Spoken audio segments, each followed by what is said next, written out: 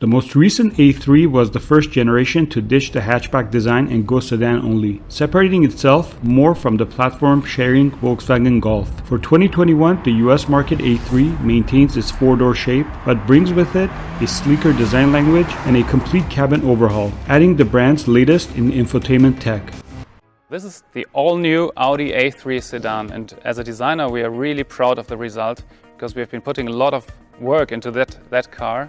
And let me begin with the front end of the car, because we see the front as the face, and therefore it's really important to give the car character and to give it personality, so to say.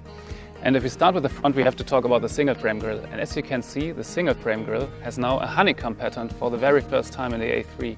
So a very three-dimensional structure that gives a lot of depth and a lot of quality to the front appearance of the car. And at the same time the grille sits very low as facing down to the road, so the whole car hunkers down and has more of a dynamic approach and a dynamic attitude towards the road. And as you can see, the grille creates also the architecture of the front. You have all the lines coming from the corners of the grille, creating a three-dimensional sculpture, as well as from the rings. There's a kind of negative power dome, we call it, that continues over the hood and stretches the front of the car. Another highlight is the headlight of the A3 sedan. Let me show you this. The headlight has a really sharp-cut shape and is really bold in its expression, as you can see, but we also have a digital daytime running light that can vary. Whether you choose a base car or an S-Line, you have different daytime running light graphics in the front, so it's an absolute innovation for our A3 sedan.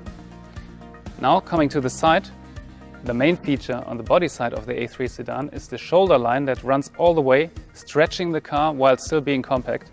And the most important thing is dividing into light and shadow. So a very light shoulder and a very dark body side that is modeled in a really nice, precise way to give it a lot of three-dimensional sculpture.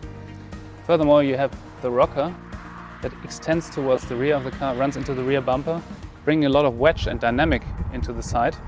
As a designer, we would normally always pull the wheels out as much as possible to give the car a really proper stance. We have done that in a way, but instead we have pushed the body side in as much as possible. So we have a lot of three-dimensional movement going on here, creating a sculpture that pronounces quattro in a very new way. Then we have a really shallow cabin with a sloping coupe-like roofline that is also very compact sitting on the car, it's pushing the car forward. So all in all, a body side with a really sporty dynamic appearance. The rear spoiler creates a better aerodynamic drag efficiency, while my personal highlight of the rear are the lights. Vertical stripes on the outside and the horizontal stripe on the inside create a really nicely crafted element. And together with the rear diffuser, they emphasize the width of the car.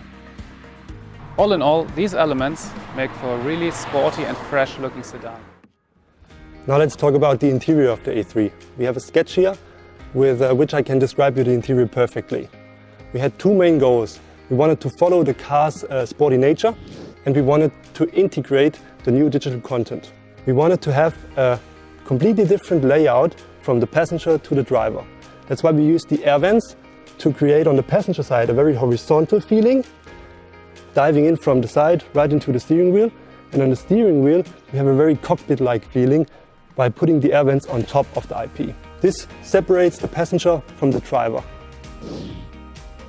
Coming from the sketch, we now see the interior in the reality. You can see all the proportions and dimensions.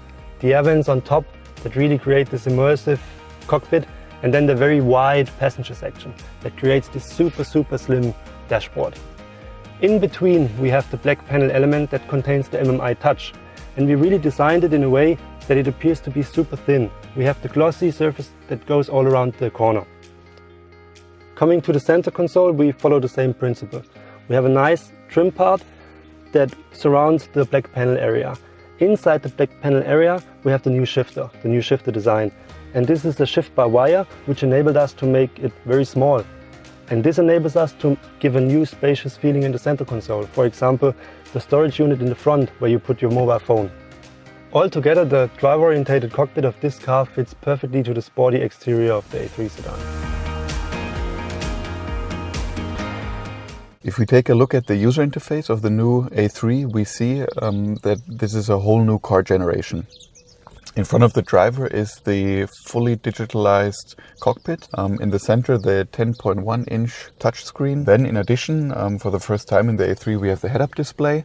We know the head-up display from larger premium cars. Now also a full-size windshield head-up in the A3.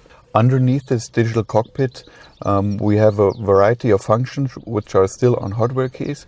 For example, up here is the climate control. Underneath the switch bar with a variety of driving functions, the drive select button, the parking functions, and then in the middle console the volume switch.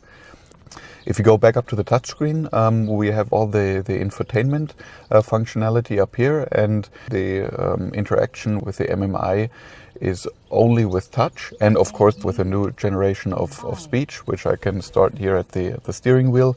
In the center screen, as I said, we have the touch screen. Basically, everybody knows how to use a map on their smartphone or on a tablet. The pinching gesture for the zoom and the swiping gesture for moving in the map.